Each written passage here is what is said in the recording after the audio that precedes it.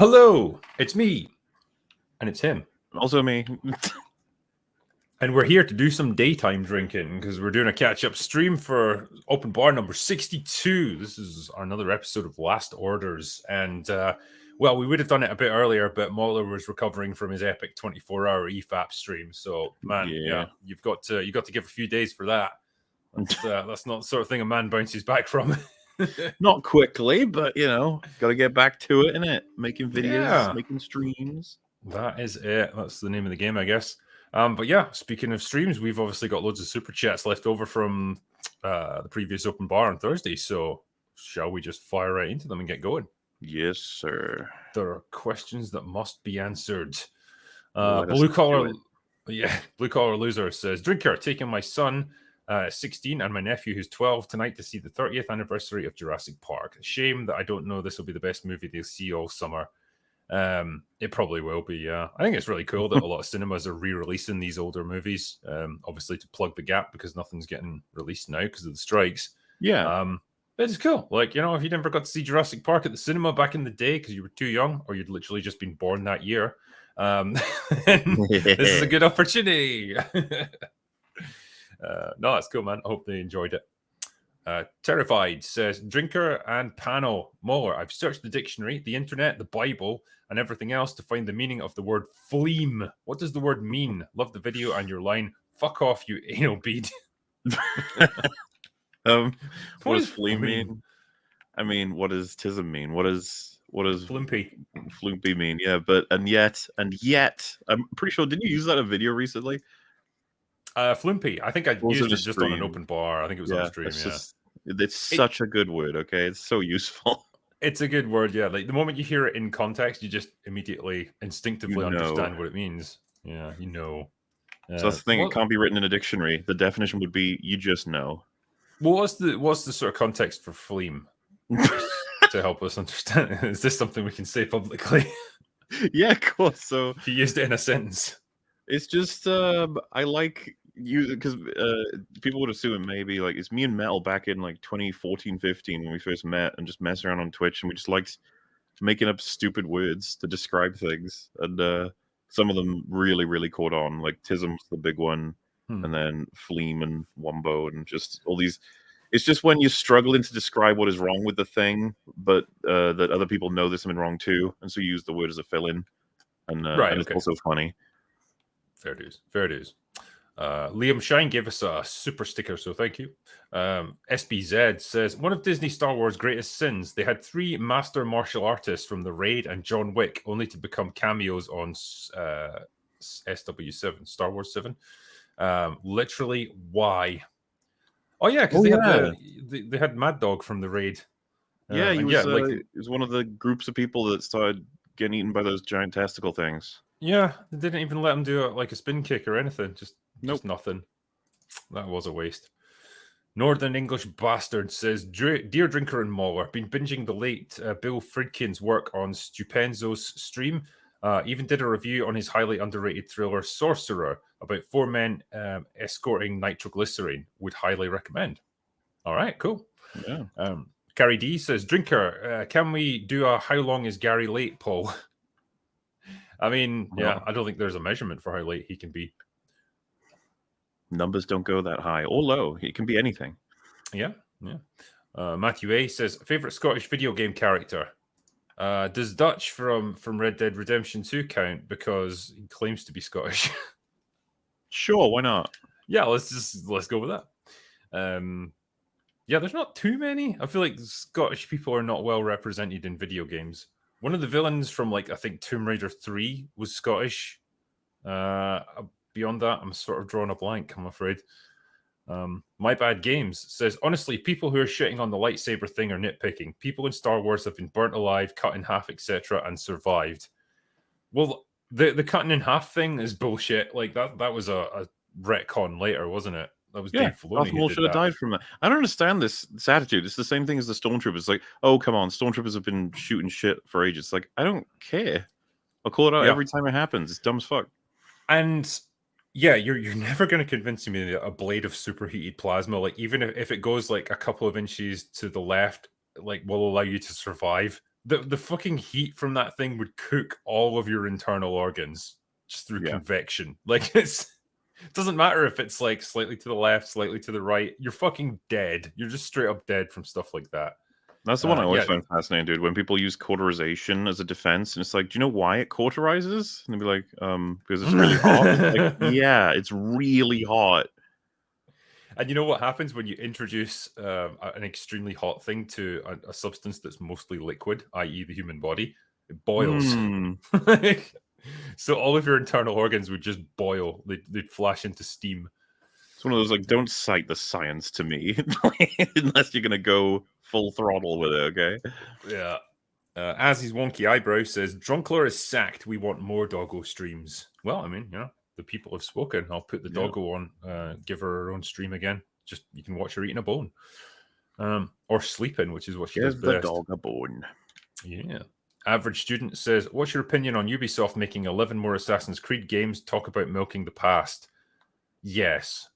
I mean, there's not much more I can say to that. If they're good, then woohoo. If they're shit, then where? You know?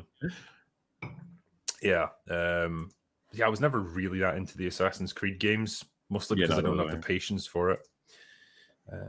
T1S says, hey, I know these guests. Yeah, so do we. Freeze Fire says, Molly, I heard you guys talk about Buffy so much, so I finally started watching it, and I'm loving it.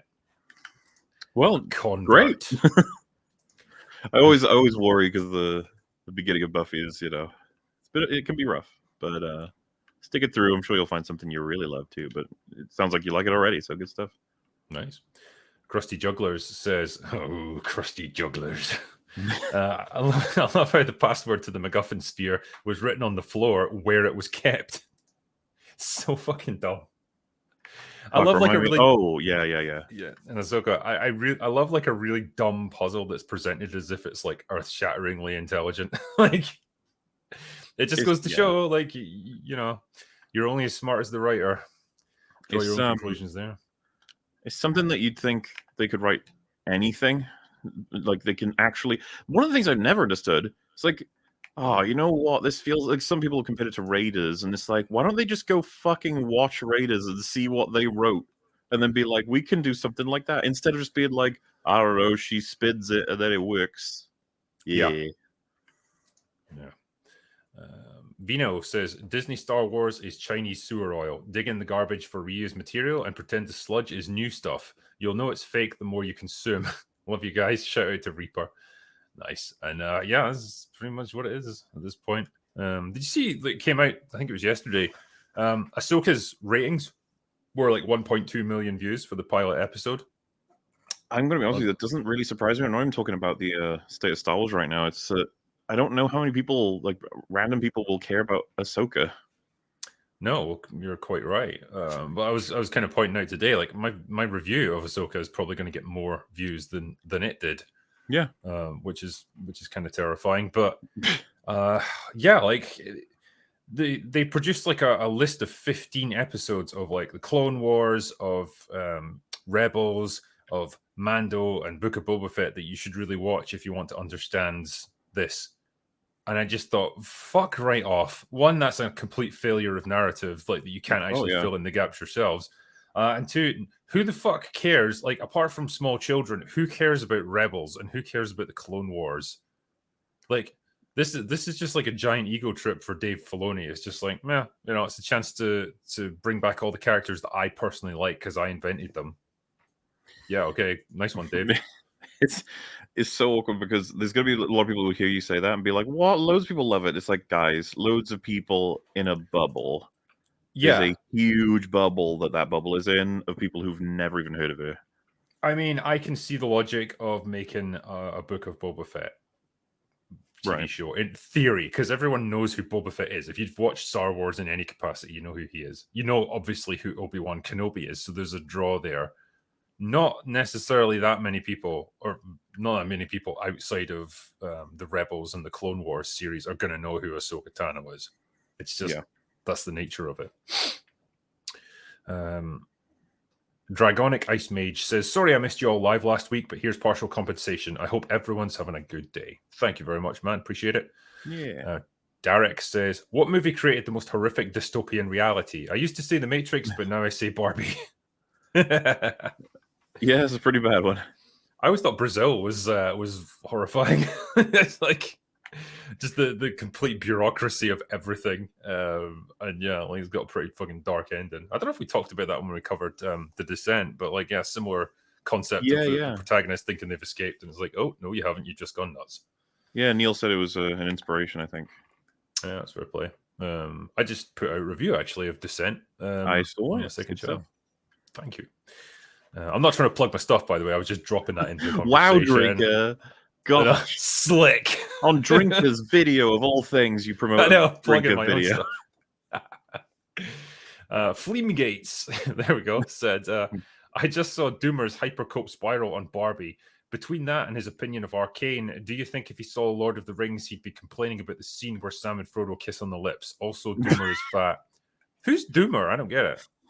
I think they referred to Doomer Media. I have respect for anybody who will fight for positions that they know are incredibly unpopular, and he does exactly that. But maybe he takes it a bit too far. That's the reality. He says some interesting things about different pieces of media. I think he was very much in favor of Barbie, and one of his more famous things that he said was that he criticized Arcane for the scene where Jinx and Silco kissed on the lips. Obviously, that never happened. Like, what? People took him like, "What the fuck are you talking about?" Okay, well, it's a take, I suppose. Okay. Happy Jack Art says, lightsabers have now proved that women are filled with nothing of importance, and the only way to kill them is to destroy the brain. Okay.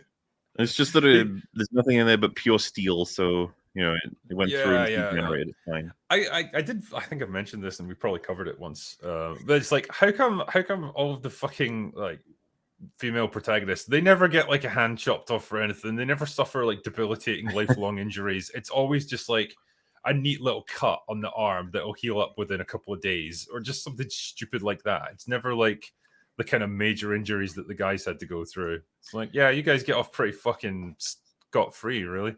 Well, I mentioned this on Fringy Stream. The other thing that's really surprising is you have those two know each other relatively well, right? Ahsoka and Sabine, and we're people who don't really have that context. She's just been nearly executed. Why didn't you give Rosario Dawson a chance to act? A chance for her to be like terrified and worried and thinking that these are the last moments Sabine has, and she thinks that too, and they have a conversation that reflects that, and then we realize like, oh, the ship's arrived and there's a Bacta tank on board, and that Hu Yang or whatever is setting it up, and he's like, get her in here now, go, and that we think she might die. They didn't do any of that. They were just like, no, she's fine. Yeah, and it's like she just cut to the hospital scene. Rosario Dawson just looks bored out of her fucking mind. Yeah, and like you say, that would have been a great way to get past the initial like confrontational relationship they had. Like, oh, she gets to show a little bit of care towards her and a little bit of concern for her welfare. That shows that she's got a bit of a bond with her still. Well, and there's something to be said that like she could be like, the second you come back into my life, I nearly die. Like, yep, and that's conflict. But oh well. No, got to have them be stoic. Still can't think of a better word to describe them. I was going to say, I feel like you're being generous when you say they're stoic. Like, yeah, I mean, is that deliberate, or is it just that they're not doing anything? Yeah, is robotic a better word? Like, maybe, yeah. Maybe that's too harsh. I don't know. Student says, student athletes says, who wore it better, Drinker or the movie cynic? What did they wear better? I don't know. I'll need to get more context on that. Princess Fiona says, Disney stock is in free fall. It's a 9-year low, $82.47 a share. That is disastrously bad. Yeah. I think it's rebounded slightly, but it's still low. And I'm not surprised. Like, Christ, if I owned stock in Disney, I'd be getting out right about now. There's bean pushers or bean counters up there who are like, what the hell is going on with our movies, guys? Yeah. Like, why do they keep failing? Because they won't even know why. They'll watch them and not even know why, but they'll just be like, what the fuck? Fix it. They probably won't even watch them. Like the real like financial guys, they'll just be like, what is the bottom line profit and loss statement? Yeah. What was the next one? Vino says, move out the way, Force. The new power in Star Wars is not losing limbs or dying from lightsabers. Yes, that's very true. Pavel Sevchik says, I'm 100% sure those episodes had their running time inflated so that those first 2 episodes chart very high on Nielsen's for minutes watched. I think you're fucking right. Yeah, That's also the reason they released 2 episodes at once. Yeah, I think, again, you're exactly right. Just anything they can do to get some attention for the show, I think. There's also partially cynical theory of the assumption that just people aren't going to care unless you give them a bit more because nothing fucking happens. But to be honest with you, nothing fucking happens in both episodes put together. You might be like, well, Sabine got hurt. It's like, did she though? Yeah, did she? Yeah, man, it's like, I think it must have been such a weird experience being in the editing bay for this show, because you know how normally they're under pressure to cut as much out as they possibly can, like shave it down to the bone. In this case, it'd be like, okay, so is there anything you can do to pad this scene out a bit more? It's like, well, we've got raw footage of her just walking. Oh, sure, let's use 30 seconds of that. Like, perfect. I could genuinely believe that they said, we need another minute added on.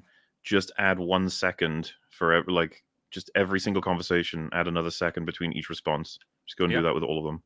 Yeah. Because, like, I know, like, I've criticized in the past shows and movies that are so frenetic, like, they can't ever shut the fuck up for a second and let a scene breathe. For sure, like, there's definitely value to that. But if you go too far to the opposite extreme, it actually becomes frustrating to watch, because you're like, fucking hell, just get on with it. Say something. Move the plot forward a little bit. You know, these characters, there's only so long you can have 2 characters just stand there looking at each other when you don't even really have context for their relationship. Damn, man. Mm-hmm. The provocateur extraordinaire says, the shootist is Ahsoka done right, from what I hear. Okay. If I were you, I'd look into the shootist, lol. Yes, the shootist is a very good movie. It's kind of not exactly the same as Ahsoka, because Ahsoka's not dying in this one. It's not like her last stand or anything. This, for all we know, this is just another day for her. But yeah, the shootist, I'm pretty sure, is a way better movie than Ahsoka would be.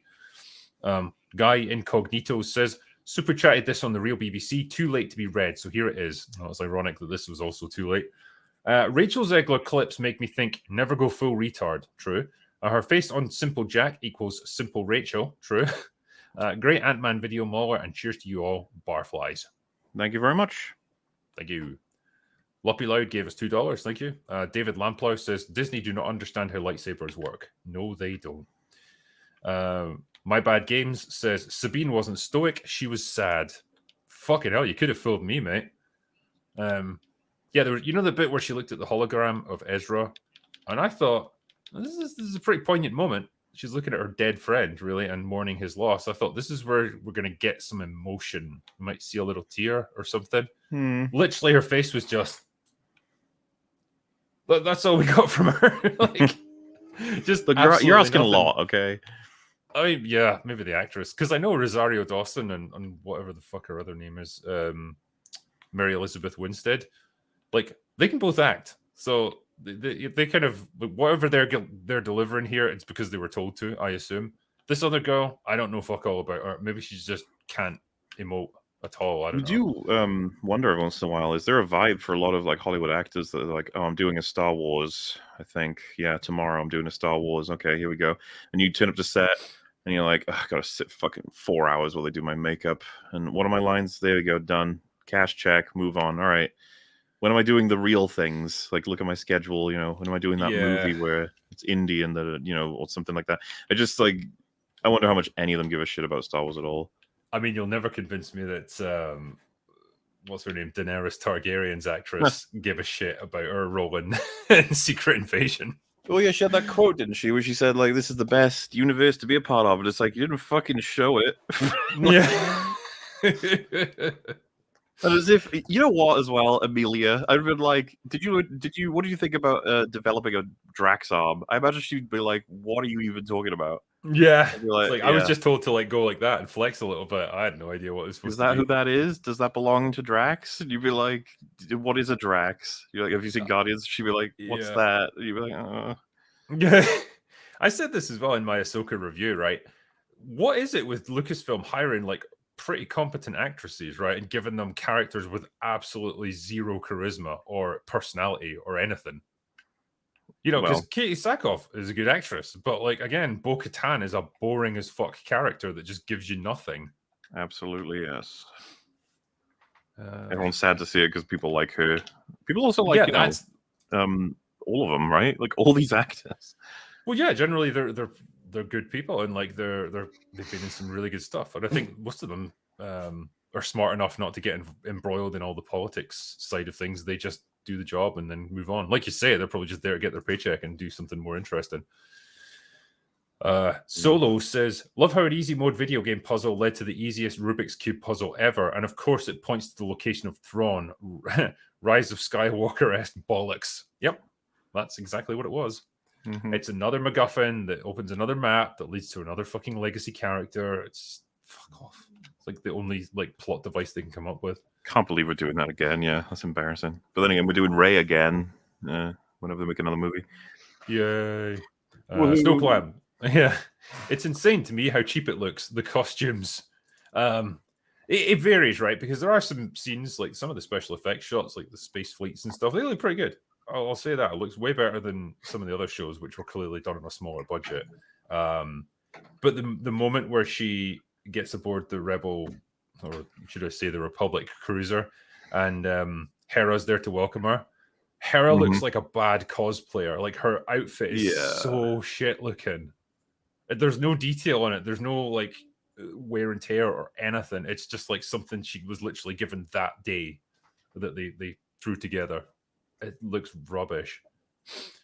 John Goetz says, if any of this panel are tired of overly one-sided relationships and OP, annoying female characters, you've really got to try Final Fantasy 16. Incredible story that reminded me of Game of Thrones Season 1 to 4, plus epic kaiju battles. It also had an amazing romance plot with the deep, flawed, and beautiful Jill as well. It's an equal romance with both needing and appreciating each other, and it's incredibly well written. Sorry to the three of you who already spouted this on Real BBC, or the who spouted it too. Yeah, I agree. I think the female characters in Final Fantasy 16 are pretty well written, especially Jill. And yeah, it's not a game that's out to make her look better than the protagonist in every way. It's like, yeah, they just balance each other out like real human beings do. What a crazy idea. And you kind of need Japanese people to see that, because apparently Western writers can't handle that anymore. Flashy Vic says, Scotland, England, Wales, and Northern Ireland all represented. Nice. Oh, and the two colonials. Yeah, cheers. EJ Paladin says, Filoni is not a good writer. Agreed. Vitrace says, as fan of the original cartoons, this show was an absolute disappointment, and I went in with zero expectations after everything else they've done. It's basically the we have rebels at home meme. Yeah. Nice. JTV66 says, I run a small German channel, made a critique about Thrawn in Rebels, got me some attention. Now I'm working on an extensive breakdown of Mando Season 1. Thanks to the Long Man and Drinker for inspiring me. Nice. No problem. We like inspiring breakdowns of things. Yeah.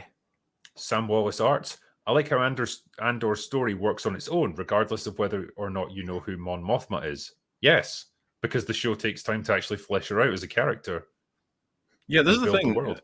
It's supposed to be complementary when you watch them in order, and then people say like, well, how was I supposed to know there's this deep and distinct history that comes out of those subtextual clues? You'd be like, well, go watch it if you want to find out more. You don't usually say like, how am I supposed to understand anything that's happening because they haven't told me anything, which is, by the way, I remember some people saying like Ahsoka suffers from giving you so much context and exposition to help you be caught up. I was waiting for that. I was like, let me know who these people are, please. What did I miss? Yeah. But no, I got fucking nothing. The conversation sucked. Yep. Mr. Bentham says, why do I have to do a lot of homework just to watch one show? Exactly. Yeah, you shouldn't have to. Sam Gilly says, has Filth been recommended here yet? It's got James McAvoy and it's written directed by the guy who did Tetris. Fucked up, but very compelling. I don't think it has been recommended yet, but good recommendation. Ministry of Wrongthink says, they bait and switch the title, female character, lol. Yeah, I mean, it's called Ahsoka. It kind of feels like Sabine's story so far, but we'll see. Oh God, I wish they would give Ahsoka something more than just, I am pursuing Thrawn. Okay. Yeah. Good luck with that. Liam Fibian says, If there's one thing I despise about YouTube, it's that they have no respect for animation, viewing it more as a genre for kids rather than a medium for everyone. Reminds me of a certain awards show. I mean, this is like, obviously we've done things like Arcane and recognize that that is a very adult show with adult themes in it. So it's not like we're saying everything that's animated has to be for children, but it's like the Clone Wars was specifically made I was for about to children. say, yeah, like that's not you are really correct. like. If the first couple of episodes, you'll have Jar Jar being like, "Oh no," and he slips on something, and the other characters go, "Oh geez, Jar Jar, get up, Jar Jar. That's Jar Jar right there." I remember being like, like I don't know if this is meant for me. I mean, towards the end, did it not get a bit more mature then? Oh yeah, definitely Like they matures aged as up a they bit. go along. Yeah, But yeah, certainly when it started out, and that's how you're going to bring people in with your first season. Ministry of Wrongthink says the opening scene of Ahsoka is literally an old white guy giving his power to a female person of color. I mean, and then both of them die. Yeah, because he was dumb. Like, I was I got the drop on these people trying to pass themselves off as Jedi. You know what I'm gonna do? I'm gonna put myself right in front of them where they can kill me. Dude, that was wild as like an opening scene to tell me is like, let's give him a chance. Let's see what he's got. And then it's that, and you're like, seriously. Yeah. Like fucking hell. And I was gonna say, by the way, that was why am I forgetting his name? So annoying because you've spoken to him too. Mark Ralston. That's it, yeah. Was that him? Yeah, that was him. Because I was looking at him, I was like, I think that's you, but you look slightly different here, so I don't know. And I forgot to look it up, so it just kind of slipped my mind. What a fucking waste, man. Yeah, this is fucking Dietrich from Aliens, man. Like, he could be intimidating. They gave him like, I don't know how to describe it. He had this most awkward looking walk when he went down into the shuttle bay to meet with them. It was like he was on a treadmill or something. I don't really know how to describe it. It just looked like he was on the verge of falling over or something weird. T1S says, if I had full creative control of Star Wars, I think I'd go completely off the rails and make something in the same vein as Event Horizon just to see how the hell the consumers react to it. That would be amazing. It needs a shake-up. It is desperate. That's another thing that Ahsoka is stale. Yes. Blech. Dude, yeah, when it opened with a shot of space and then a big ship went into the screen, I was like, fucking hell. And if I know he's going to say, you'd be like, this is an homage to George Lucas. It's like, shut up. Do something new. Jesus. Yeah.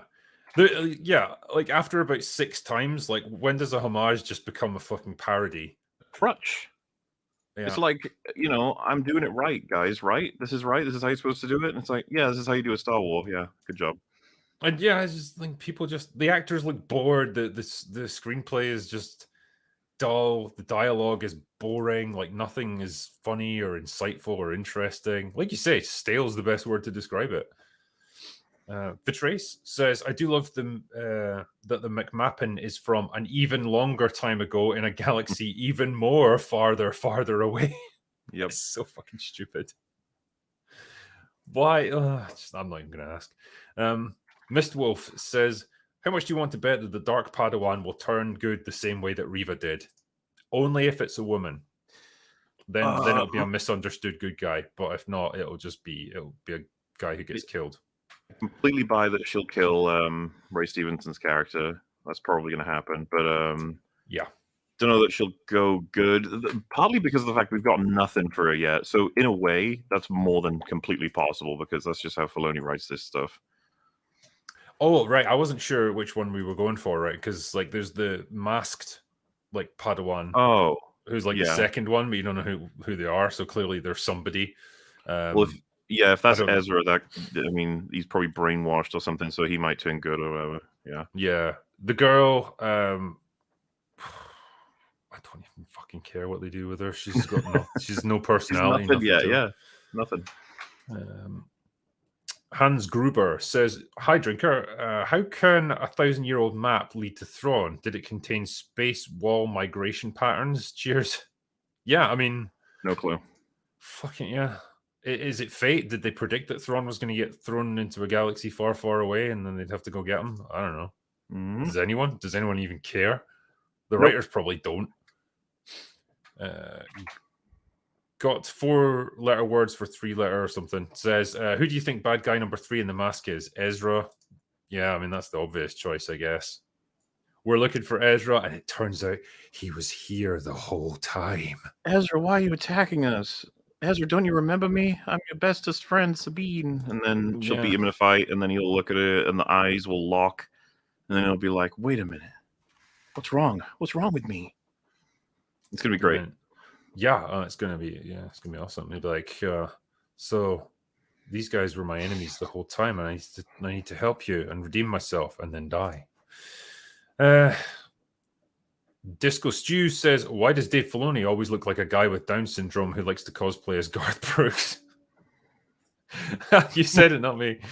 EJ Paladin says, there's a reason for the Lucas verse, if I can call it that. There's a reason it's timeless. Disney Star Wars is a god-awful postmodernist garbage. I don't think it's even that. It's just corporatized, mindless, soulless trash. Just trying to milk that old franchise. You know, like postmodernism at least implies that there's an ideology driving it, and I don't think it even has that. Like, you've got occasional fucking bellends like Ryan Johnson trying to deconstruct stuff, but that's just like someone going off and doing business for themselves, you know, rather than an intent behind it. One of the big things people are taking away from Ahsoka isn't like Ahsoka's messaging is wonky or gross. It's boring. A lot of people are just like, this is fucking boring. And at that point, you're criticizing like the snappiness of the dialogue or the way it's paced, which is something that you need skill to be able to sort out. You can't just go like having the correct politics or the correct motivations or an interest in explosions. That's not going to fix all of that. Yeah. Intelligent Crayon Eater. Make lightsabers lethal again. I'm tired of people surviving a stabbing from a weapon hot enough to melt through blast doors and bisect battle droids. Aren't we all? Yep. Gypsy Danny Mixboy says, seen Ahsoka with the family. My bro slept 3 times and my nephew didn't want to see the second episode. And Disney stock is so low that Jordan Belford couldn't sell it. All true. Gary G. Dialogue, voices, and plot all feel like a PS1 game. Well, and you're being a bit harsh there. It's probably PS2 level. KCW says, when I was little, my Lego Luke Skywalker was force pulling Star Destroyers out of the sky, not drinking alien titty milk. Star Wars is dead. Yes. Party CV says, she's old. I'm axing you, Disney fanatical universe. Classic. I understood that reference. Oh my god, it's a 5-year-old reference almost. I know. I don't often watch those debate streams, but that one just that one stuck with me. Fucking Disney fanatical universe. Yeah. The Royal Wee says, Drinker, have you heard of or seen any of Preston Jacobs' parodies of your channel? He talks a lot of crap for the limp dick male feminist that he is. Invite him on a stream. He's a Game of Thrones YouTuber. I can honestly say I've never heard of Preston Jacobs in my life. Have you? I think I've heard Gary use the name. I'm like half and half. I think it's to do with Game of Thrones. That's all I got. Okay. I'm not too familiar myself. So no fucks given here, I think. Texas Krav Maga says, Drinker and Nerdrotic, it was great to meet you both at Anime Matsuri. You gave me a t-shirt actually for your Krav Maga stuff. It was well cool. I need to put that on stream one day. I hope you enjoy the shirts. Thank you, man. By the way, Drinker, you had a longer line than the celebrities at both cons from that weekend. Billy Zane and Christy Swanson. Oh, cool. Yeah, you should have seen it on Sunday. It was totally dead. It's like everyone who wanted to meet us did it on Saturday. But no, it's good. It was great to meet you guys. Thank you. Tom Wolf says, it's a fan film with cosplayers. Sith in the City. I say go with it. I think we can make something out of that. Yeah. My Bad Games says, the show's aesthetics were clearly influenced by the prequels and the Denis Villeneuve films. Acting isn't top-notch, but find me a good Star Wars movie with good acting. Filoni is just finishing stories he's passionate about for his fans. I mean, I don't know if it's for his fans or for himself, but yeah, he's definitely finishing stories that he cares about, that's for sure. Demon Dog says, since fall is coming up, if you haven't seen it, you should check out an animated miniseries called Over the Garden Wall. Its voice is done by John Cleese, Tim Curry, Elijah Wood, and Christopher Lloyd. Cool. Thank you for that. David Orozco says, good evening, gents. Watched Ahsoka and can't say I was surprised with what I saw. On a happier note, during the Real BBC, Mahler, Az, and Gary were discussing music. Any suggestions, as I am also into all things metal? I think Mahler knows more about metal than I do at this point, so he can maybe give you some good recommendations. What are you Because you said you checked out Sabaton. What are the other ones you were listening to as well? I'm out of curiosity. Ailstorm probably. Yeah, that's like pirate metal, so that's just like kind of almost just having a laugh with it, really. Who else? Glory Hammer, I quite like them. Glory Hammer, yeah. Yeah, I'm drawing a little bit of a blank at the moment, but yeah, if this guy's looking for good metal recommendations, I don't know what you can give him. Well, as you just pointed out, like the thing is, metal is such a broad. It's a lot more broad than a lot of people realize. Even some metalheads. My favorites, I've got it before, is symphonic metal, where it's like classical mixed metal. It's or at least the classical influences there. They have a lot of like orchestral stuff and choir, which is fucking badass. And my favorites from it, as I've said before, are Rhapsody of Fire, Avantasia, and Powerwolf. But there's shit tons more, and I've had loads of recommendations, and I'm trying to get through a lot of different ones. And sometimes visit some old fun lads. I even been listening to Avenged Sevenfold recently, which is not something I expected, but I like a lot of their songs as well. They're much more just standard heavy metal, I think. Yeah. I'm really curious about that. What are they considered? Yeah, I don't know. Do you pursue pirate metal, or is that just something you stumbled on? I just stumbled. Well, a friend recommended it to me, and like the first song that he recommended was called "Drink," and I was like, I'm sold. Then I listened to "Wolves of the Sea," and I was like, this is fucking brilliant. And I went and saw them a couple of years back, just like between lockdowns or something. And yeah, that was really good. That was a good night out over in Glasgow. Yeah, and then saw Sabaton a few months back. Love metal as a whole, and then power metal, I think, would be what Sabaton are. But power metal, symphonic metal, are just my favorite music of all time. Yeah, it's weird. Like, I don't, you know how you get like in metal, you sometimes get dirty vocals where it's just like a lot of screaming and stuff. I don't like that style. So I like it more kind of understandable, if you know what I mean. Briarwood says, does anyone else notice the nepotism? Hera was played by McGregor's wife. What a coincidence. Not sus at all. I mean, it's not like she's Mary Elizabeth Winstead. She's not Ewan McGregor's wife. It's like she's not some unknown actress. Yeah. It would be like if fucking, the famous actress married famous actor, and now it's nepotism. Is like, didn't Anthony Hopkins and Emma Thompson, they were in Remains of the Day and Howard's End. It's not like if they like hooked up in one of them, you wouldn't be like, oh, now it's nepotism. It's Anthony Hopkins just sponging off her, I actually watched The Bounty recently for the first time. Have you seen that? I don't think so. Was it like about the Bounty, like the ship? The ship, yeah, Mutiny on the Bounty. The surprise is you got Anthony Hopkins, Daniel Day-Lewis, Liam Neeson, Bernard Hill, I think, the guy who played Theoden in pretty good cast then. Mel Gibson, and oh fuck, why am I forgetting his name? Olivier is the surname. Laurence Olivier. Olivier, yeah. Oh really? No. Christ, it's old then. It's 84. It's one of his like last movies, I think. Oh, okay, yeah. I liked it a bunch. It was a really interesting movie, and apparently it's relatively accurate. It tells the story of what happened to the Bounty as a ship. Big old conflict between Anthony Hopkins and Mel Gibson, and holy shit, looking at Mel Gibson at that time, it's like, man, you're young.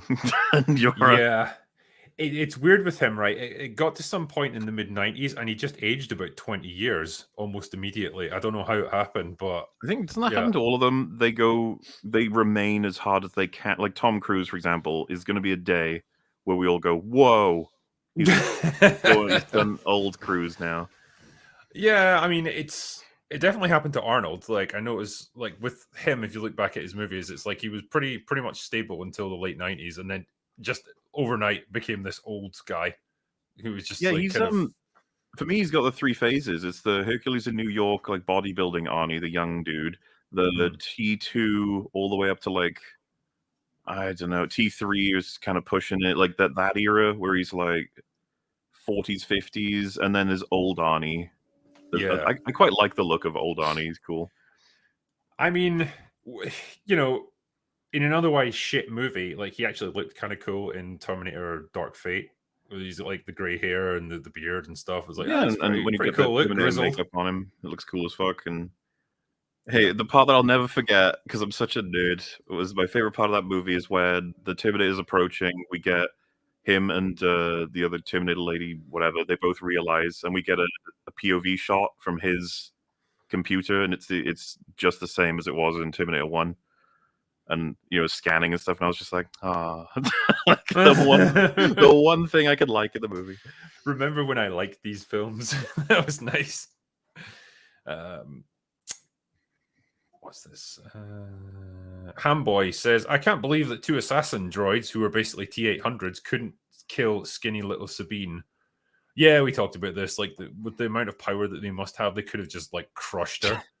The most inefficient way of killing him. Yeah, because we were talking about this on one of the EFAB anniversary things. Problem solving. That's all it ever is. It's what I say to Drinker, like, there's 2 robots attacking this lady. You got to make it work. I imagine you're like, okay. Is she allowed to have a gun? I'd be like, yep. You're like, all right, well, that makes it easier. I could obviously have it so that she needs to get to that before they get to her. It's like the one that was left behind to try and kill Ahsoka in Sabine's house. And it's like, okay, rather than clumsily try to like grab her or something, like just activate your self-destruct. It's clearly powerful enough to flatten like a fucking city. And don't announce it. Yeah. You idiot. Self-destruct. Fucking countdown beginning 100, 99, 98. You have 27 minutes to reach minimum safe distance. Please press this button to delay it further. Do you remember the look that she gave them when they activated self-destruct? It wasn't like panic, like, oh shit, I need to get out of here. She looked at them like this. And then kind of ran away really slowly. Yeah, a droid almost killed her because he was disobeying orders or something. It was interesting. Yeah. Garrett Hayden says, I have a question that would unfortunately cost me $1,000 in super chats to give full context for, so I'll keep it brief. Do you think it's possible for a protagonist bringing a character they killed back to life could be made into an effective payoff? I mean, like, are we talking like just using the power of the Force or magic or something? Or time travel? I don't know. I guess... yeah, like you could make that into an effective payoff. It could be like a character that they kill early in the story, thinking that they're an evil person or whatever, and then they gradually realize they learn more about them, and it's like, oh, okay, that person was actually really good, and I didn't understand them properly. I need to try and put this right. There's definitely payoffs you could have there. I agree. Sorry, I'm just really hot in this room right now. It's like it's insanely warm with the sun coming through the windows. Intelligent Crayon Eater says the power of the Force, droids, lightsabers, Death Stars, etc. are insignificant next to the power of short, dumpy girl bosses. Yep, bring Florence Pugh in there and you've got the Holy Trinity. Thomas Mullins says, I'm glad I didn't watch the Ahsoka show now. You should be glad, yeah. Vimarain says, awesome panel once again, amazing mix. Say, Drinker, why don't you have memberships on this channel? Good question. I'm actually thinking about adding them because I was looking into what I can do. Like, I don't want it to become this thing like, that it's taken up loads of time to try and like administer it and so on. I would probably keep it really simple and just create a bunch of super stickers that you could put into chat, stuff like that. But yeah, I'll see what people might be interested in, I suppose, and trial it and see how it goes. Journey with Brandon says, when are you going to invite Robot Head? I don't know. I mean, I'm pretty sure I talked to him a few times. I don't know if he's really into like live streaming and stuff. I don't know if he does any himself. But yeah, as far as I know, he's not really up for doing stuff like this. Holden Hiscock says, I've always loved sci-fi space horror. I've seen Event Horizon countless times. Does the panel have any favorites in the genre that isn't Alien or Predator? I'm surprised you delivered that name that way. What was that? Sorry. Well, when you've read through about 100 of these already, they start to blend together a little bit. Sorry, what was the question? I was distracted. You're just thinking about cocks now, aren't you? A little bit. So blending together sci-fi and horror, is there any movies that like stand out for you that aren't Aliens or Predator? Any movie, just great movies that aren't sci-fi or horror? No, like that are sci-fi horror. So like they give Event Horizon as an example of one that they like. Is there any others in the similar vein that might be good? I assume we're going to obviously not mention stuff like Alien because they would know about that. Or They said I guess, sci-fi horror, not. God. Wait, did I completely miss you twice? The super chat specifically said without naming Alien or Predator. Hey, I said I assume. I was on. Welcome back to the conversation, Molly. I was so distracted by cock. I'm sorry. It's not my fault. Okay. Sci-fi horror greats. Well, see, I feel bad because now I'm looking for like the best, and then they're all ones that I assume they're going to be like, yeah, I know about that one. Like The Thing would be another, obviously. Lesser known ones. The Fly. That's a good one. I know this isn't lesser known, but I always quite like Pandorum. I thought that was quite a spooky horror with like body horror and stuff. There's like a lot that, I like about that one. Yeah, it's quite good fun. Would Sunshine count as horror? Because it's kind of existential horror. It's definitely a creepy film, and certain points are definitely horror. Yeah. I'm trying to think if there's anything else. Like, I'm trying to think of stuff that's more commonly agreed upon to be really strong, but also stuff that we don't typically talk about. Because there's a lot I hate. I'm just thinking about how, like, did you ever see Life? Oh, the one in the space station with the alien thing. Yeah. Yeah. Yeah, I watched that with my dad, and I was just like, God, this is just Alien but shit. I'm sorry. Kind of, yeah. I always liked Invasion of the Body Snatchers, like the 1970s Donald Sutherland one. That scared the shit out of me. It's like a movie that sneaked out, and I saw Jay from RLM recommending it. I need to see it at some point because I've never heard of it. I feel like a lot of classic horror movies were remade in the 90s, but like everyone kind of forgot about them. Like I know they did a remake of Night of the Living Dead in the 90s. And apparently it wasn't too bad, actually. It's just no one talks about it now because it's like everyone just remembers the George Romero original. Because do you remember Invasion was the Nicole Kidman one? I think that was in the 2000s. Yeah. That was really bad. I kind of hate that movie. And what's annoying about it is we watched it right after Invasion of the Body Snatchers, and it is absolutely a film that they were like, we're remaking that film. They do a couple of references. They've got some actors come back as reference as well, and it's just it was painful. But there was a 93 one called Body Snatchers, and I've heard a couple people recommend it. I'll check it out at some point because that might be one to recommend. Yeah. And then, of course, there's The Meg. I mean, yeah, sure, okay. That's horrific for different reasons. I'm sure it'll entertain. There you go. Avarice Paradox says, Hera, I'm a general. Nothing is classified to me. Schmuck. Ma'am, this is a space Wendy's.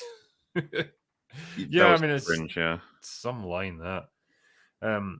Alan Paxton says, watching Ahsoka episode 1, and I'm so happy they went with the Civil War style of color grading. Why would we want things to look vibrant and full of life? True. I will say, color grading like that has its place in certain areas, and I wanted to try and be kind to Ahsoka to see, like, maybe if they were trying to tell a story that wanted to be grounded, and that's why it wasn't as vibrant, but no. Speaking of colors, though, there was one bit that made me laugh. You know the scene where Hera is chasing the ship into orbit and it's firing at her. Yeah. You could totally see where her skin tone was showing through the makeup. Oh, really funny. If you look at that back at that, like across her cheeks, I don't know if it's just because it was really warm or something, but like, yeah, you can see the sort of beige color coming through the green. Bender says, geez, could anyone demonstrate their bad relationship with women more than Matt Cat? I don't know. Don't think so. Didn't really remember him saying anything off color or anything. The Gourd King says, as Amelia Earhart is the hide-and-seek champion, stop giving a man credit for a woman's work. Yeah, she's still hiding to this day, I hear. Broken Strings says, wait, you all missed the most important bits never mentioned before. 1, when you die, you go to another galaxy. And 2, we can now travel between galaxies. Yeah, that's an interesting one. That's a big deal for Star Wars. I don't think we've ever really traveled outside the galaxy, right? I mean, fucking knows. I mean, Oh well. I think if you just strap a bunch of hyperdrive engines together, it becomes like super powerful, and you can just go wherever you want in the universe. I guess because they've got the eye of Sauron that they're gonna like fire up at some point in this. Yeah, it's silly. Zechariah Nunez says Super Force Autism, the most powerful version of the Force. Vitrace says, I guess you could call the Darth Maul argument felonious. I guess you could. Dragonic Ice Mage says, I honestly don't know how anybody dies in the Star Wars universe. Once you come back from being atomized twice, I just can't take death seriously anymore. Very true.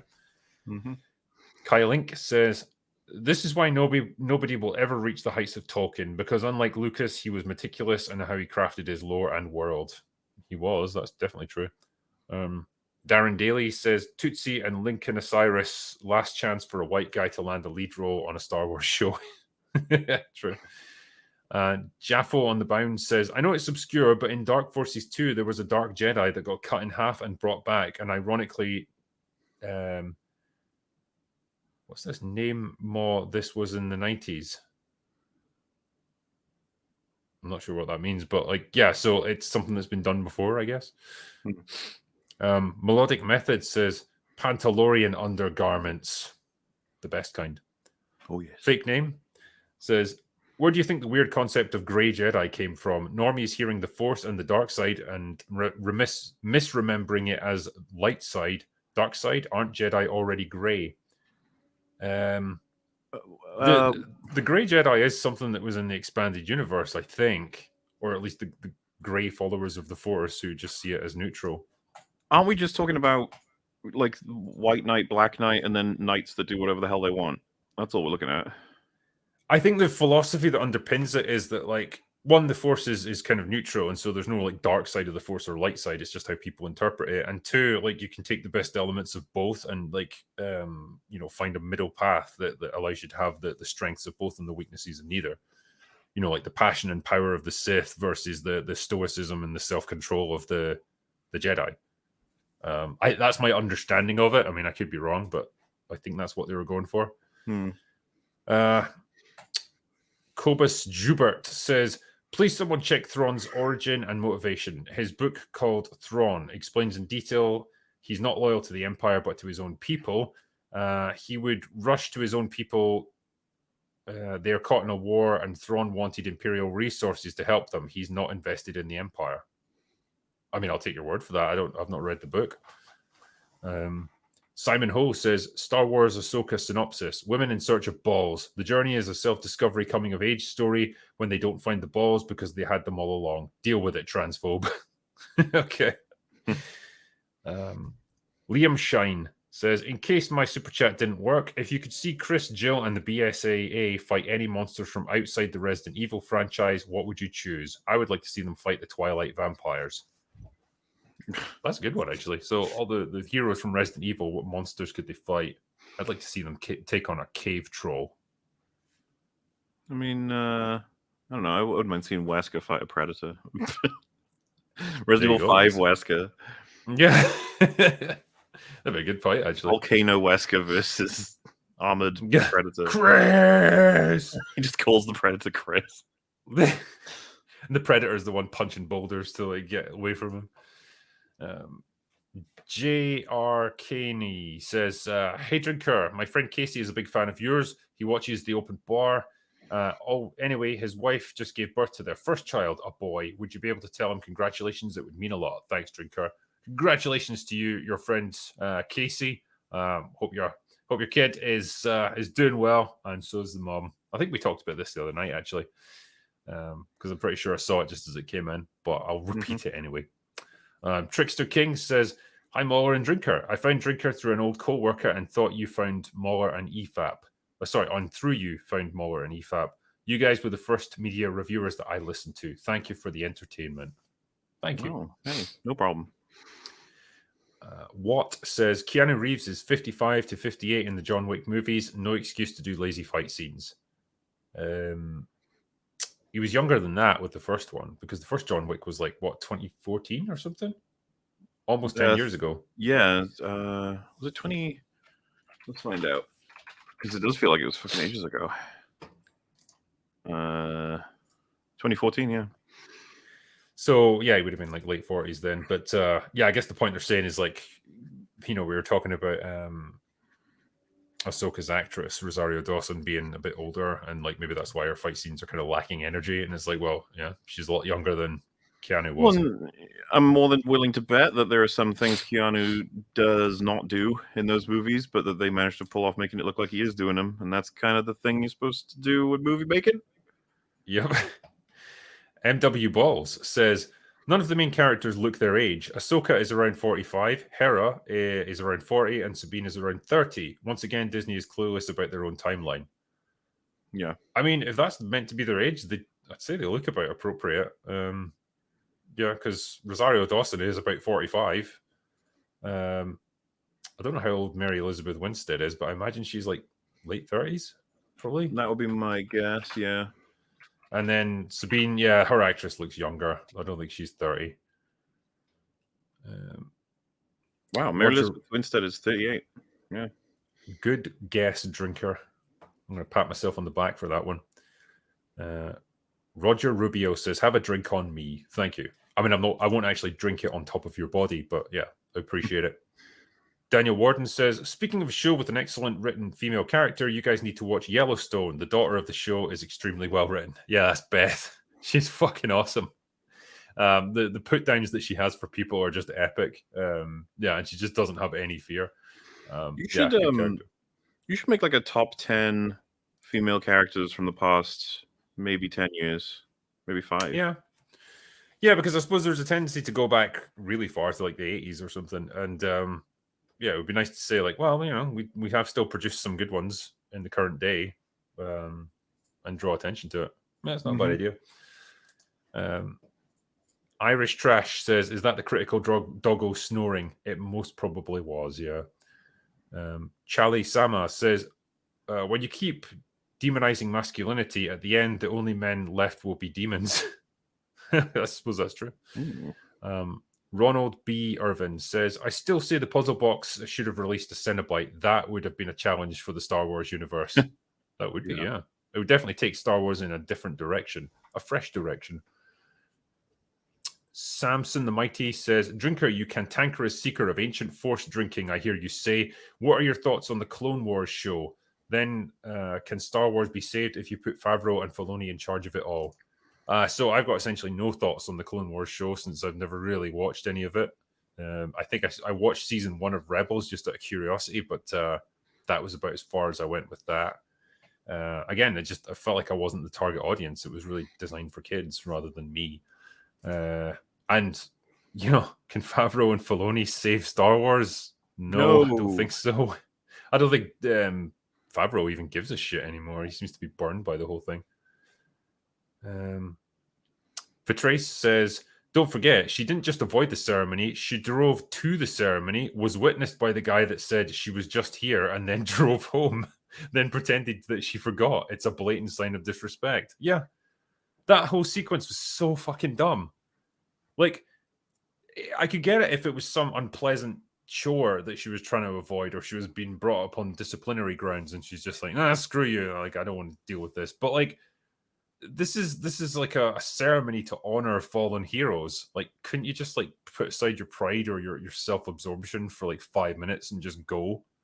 Like, is it really worth risking your life to avoid this thing? It's just, it didn't make me empathize with her character in the slightest. It didn't make me think she's cool or she's interesting or she's spunky. It was like, no, she just seems like a brat. Yeah. I don't get what they were going for with that character. Noir says, Raven's Armored Core 6 unlocks in 30 minutes. I can't wait. I've been playing this series since Armored Core 2 on the PlayStation 2. Have you ever played the Armored Core series? Nope. I feel like it's something that's passed me by a little bit. Because you're just like walking around in giant mech things, aren't you? Blasting at stuff. Yeah, I hear it's fun. Cool. Which is great. Yay. Ex Machina says, we rue the loss of our escapism because in reality, we're in civilizational decline. Shouldn't we cowboy up? I would say you definitely should, yes. Start doomsday prepping now. Milo says, About what's her name not showing up. Who here would introduce a person to give a speech without having previously confirmed that the person will be there? That is true. Again, yeah, like surely you would have got to the platform and the event on the day and be like, oh, okay, so let's just run through the order of the ceremony here. You know, I'm going to introduce you. You give a speech, and then that's it. Yeah, it was weird. TGV Monster says, for Mahler, watching you destroy XQC and Hassan is a joy. Now you have my email. Okay. Justin Gonzalez says, have you seen the trailer for The Creator with the director who made Rogue One? Loved Rogue, and I'm intrigued by the film. Yeah, I saw the trailer. I thought it looked. I'm. That's going to be a movie where I need someone like Drinker to tell me you got to see it to see it. I don't think I'm going to see it on my own. I don't know. Great. So I have to blaze the trail. Well, somebody I trust to let me know, because this is the way it works, right? Have you ever heard of a film called Downsizing? Mm-hmm. Yeah. You have? Okay, yeah. So yeah. I only heard about it yesterday, and I wanted to watch it immediately. I didn't think it was going to be good, and it wasn't. But the premise alone, I was just like, what? Matt Damon is in a world where everyone shrinks to live better lives. I was just like, that sounds insane and stupid. I want to see it. Meanwhile, like this film, I watched the trailer and I was just like, it's pretty, like, yeah, I don't know. And so I need another reason to go out of my way to see it, you know? Okay. Well, hopefully I can provide that one day. Land if it's Porpoise, good. Yeah. Says, I realized that the Barbie movie is basically just Starship Troopers, just without knowing that fascism is really bad. Okay. That's one way to look at it. Wagon Burner says, Star Wars had great novelists. We should use them. Yeah, I mean, I've heard that like there's a lot of good books in Expanded Universe. Slabraham Lincoln says, every single decision made in Army of the Dead was the worst possible decision. From script to cinematography to editing, it was astonishing. It really was, actually. That movie was horrendous. DB Wild says, it may be a crap idea, but have a good team, an actual good team, reimagine Krull from back in the day. For its time, it was a good blend of sci-fi and fantasy. You guys rock. I got a lot of love for Krull. It was a very, very 80s fantasy film, but it was fun and it was goofy. Fourth 1000 says, Chris D'Elia, 41, has been accused over the last year of pursuing... right, I'm not going to read that one. Raven One says, hail, so Foundation, the actors playing the various clones, was that Cleones? Are just fun. That first episode of season 2 has Day crushing it. Salver's been fun too. What's your thoughts? I don't have any because I haven't seen them. I'm sorry. Yeah, no thoughts, I'm afraid. Mizzy Moore says, I know you get too many recommendations, but The Orphanage from 2007 is genuinely the best horror film I've ever seen. Incredibly well-written Spanish horror. Guillermo del Toro produced. Well worth a watch. The Orphanage. I feel like I've heard the name. I haven't seen it, though. Checked it out, but sure, maybe. Jupiter says, turning Star Wars animated characters into live characters in shows makes them look like the really bad cosplayers. I've seen people at Comic-Cons cosplays look way better than them.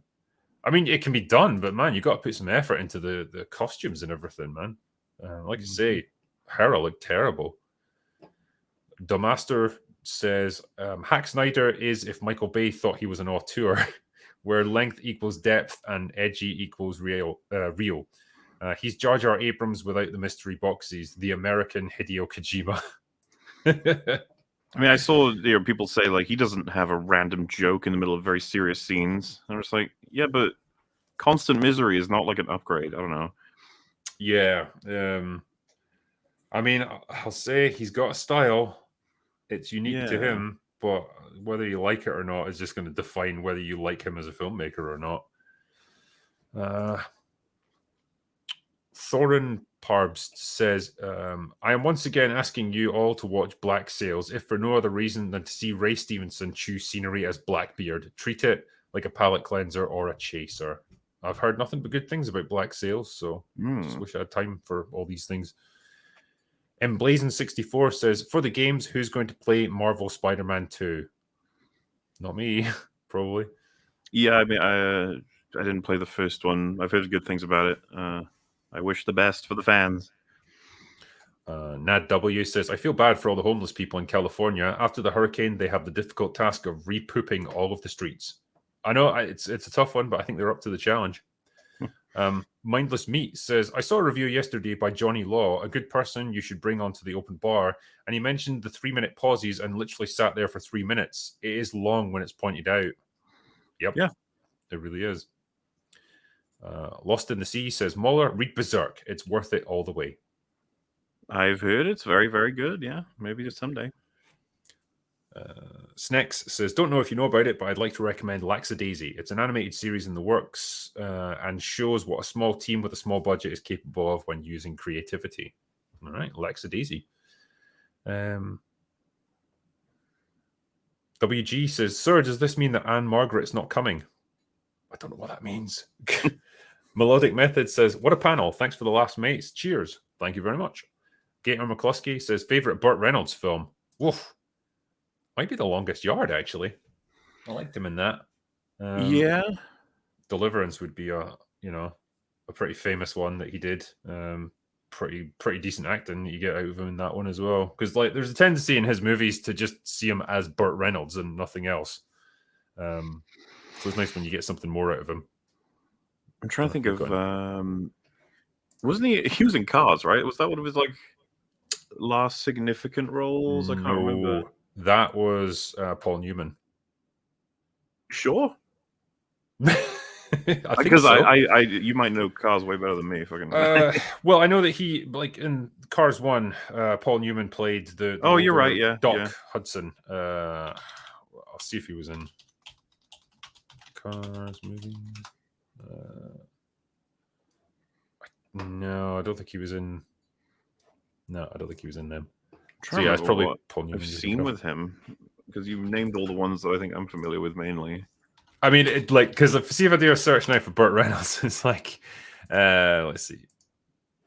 Yeah, it's like Smokey and the Bandit, Cannonball Run, Smokey and the Bandit 2.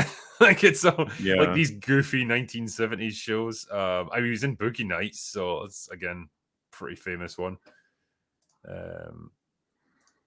Yeah. What else? Striptease. Was he in that? Wow. He's in not another movie. The Best Little Whorehouse in Texas. I mean, that classics. You know. Damn. Yeah. Jeez, he's been in a lot of movies. Anyway, I'm going down a rabbit hole here. A Burt Reynolds rabbit hole. Lapis Pebble says, have you watched the Lonesome Dove series or read the books? I think it's the best Western of all time. If so, what are your thoughts? If you haven't, I highly recommend it. Lonesome Dove was on when I was a kid. Like, yeah, I vaguely remember it, but it's not something that's ever like reshown or anything. So my knowledge of it isn't very great. Max says, you can't attack fans that no longer exist. That's true, yeah. Daniel Warden, Taylor Sheridan did the screenplay for Sicario, wrote and directed Tulsa King, and wrote and directed Yellowstone. I need reviews for Yellowstone from Drinker, Mauler, and everyone else on it. I haven't seen it, though. It's pretty good. Yeah, I like Tulsa King as well. Like, Yellowstone's more protracted. Like, Tulsa King is very, like, short and to the point. Yellowstone goes on a much longer, but it's good.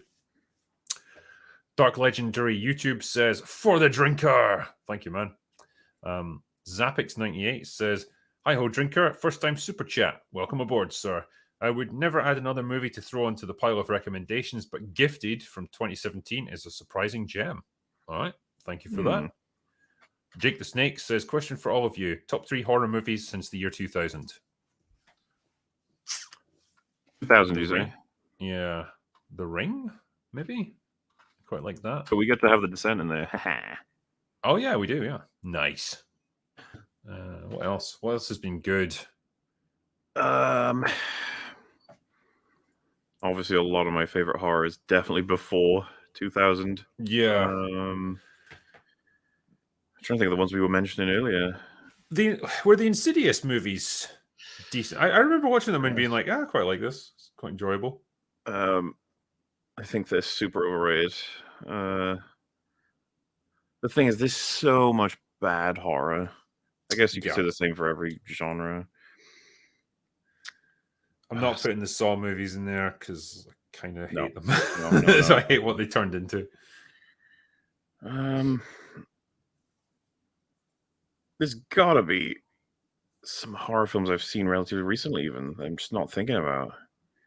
Hold on, let me help out a little bit, just in case there's ones that have slipped our minds. Because I know there's plenty I don't like. We could talk about the prequel, The Thing. Everyone loved that movie. Woo! Yeah. What was the one where it was like it was all recorded through like video cameras in a person's house? Paranormal Activity.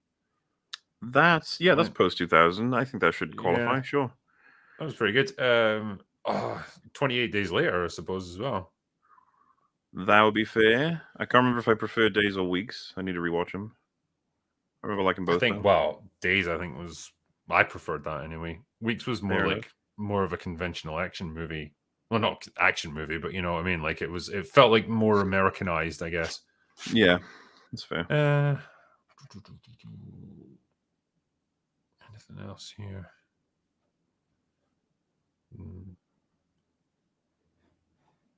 We got Shaun of the Dead as well, of course. Yeah, I mean, horror comedy probably gets in, right? I think you could have some fun with that, yeah. Yeah, American Psycho. Yeah. All right. I'll leave that for now. The next question was Tim Hawley says there's a part of the Clone Wars TV show where a clone punches a battle droid and then cries out in pain while holding his presumably broken hand before the droid, unfazed by his punch, shoots him dead. That'd be nice if that happened in reality in this show. Or even if she just like didn't die, but it's just like tries to punch it and then it's like, oh, that was a terrible idea because it doesn't have a face to punch. Wine and Descent says, loved having Shad wander into the bar in such an unexpected fashion. Yeah, that was random as fuck. It reinforces my suspension of disbelief that we're all just sitting around a pub having a pint together. Hail to the open bar. Yeah, and that's what bars are like, I guess. Sometimes your mates just rock up. I'm like, fine, join us, have a drink. Yeah, I'm going to see if I can get Shad on this week, actually, because he seemed up for it, because he's in the UK, so he's like he's in the correct time zone, not the heathen time zone of Australia. Yeah. Maka Jr. says, I'm never on when Gary is on, but can you ask Gary if he's played Freedom Force? It feels like a love letter to old comics. I think he'll like it. Gary's only played 2 games, and that is Pong and Witcher 3. Yep. Oh, wait, and Lord of Ring Gollum. Briefly, yes. So, yeah, he'll never play it again. John Dorsey says, speaking of Ray Stevenson, did anyone see Razor's video on his Punisher movie? Just spectacular. Both the movie and Razor's usual high-energy take. Yeah, I think his Punisher was quite well regarded, wasn't it? Yeah. Chernobog says, I'm sorry, did someone just say Mauler has never seen Batman the Animated Series? That needs to be corrected immediately. Also, have you found your luggage yet? I got loads of things to correct. Like The Bounty. That's what Gary told me to watch. Now I've seen it. I'm getting there, everybody. Yeah, my luggage reunited with me about 5 days after I got home, which was great. I was getting tired of wearing the same underwear for such a length of time. But yeah, it was good because like you start to worry, like, oh shit, is it just gonna like never show up? But I got there eventually. Ant-Man says, what's everyone's favorite South Korean film? Can't go past Old Boy for me, the best thriller ever made, in my opinion. Old Boy is fantastic. Yeah. Oh yeah, that'd definitely be up there for me. You need to watch All of Us Are Dead, Muller. It's good. It's a TV show. That's not a film. You lose it. I know, but it's good. Was The Raid South Korean or is that Indonesian or something? I am not sure. I'd have to search it up. All right, hold on. Let me see. To be fair, I don't even know that when a movie's made in America or Australia or Britain sometimes. Yeah, that's Indonesian. So, yeah. I remember like in The Host. Yep. Parasite was really good. Hold on. Let's see what other ones we got.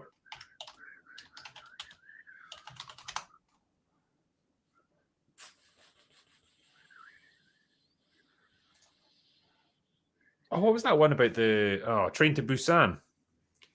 If that's the South Korean film, then yeah, it'll probably be my favorite. I'm pretty sure that was.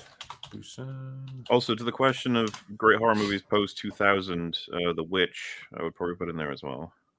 Not Season of the Witch. It almost made it in, but no. It went full cage. Yeah, Train to Busan is a South Korean movie. That'd be my favorite then. Nice. Yeah, it was a good film. Richard Hunter says, any comments on Elemental making a comeback this month and becoming profitable? Reports of Disney's demise are exaggerated, I think. Yeah, I mean, it's a weird one. Like, apparently it really hung in there internationally. Didn't make any sense to me, but like, I've not been tracking Elemental in the slightest. Like, I never even seen it. Maybe the reports of Pixar's demise are exaggerated, but I don't think the Disney's still crashing and burning, right? Or wait, did Pixar make Elemental? Or was that Disney Animation? Oh, so many Google things. I know. It is Pixar. Yeah, Pixar. Yeah, so I mean, the fact that it managed to make money, I don't know if it proves much of anything in terms of Disney's current trajectory, which we know, by the way, it's basically confirmed when they said they need to focus on quality now. Isn't that a quote from Iger? Iger, yep.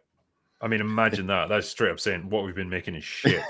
Stop making shit stuff and make good stuff. I mean, it's revolutionary, but yeah, okay, go for it. Probably Bob. not a quote I would have recommended if I was a PR guy, but like, don't phrase it that way. Yeah.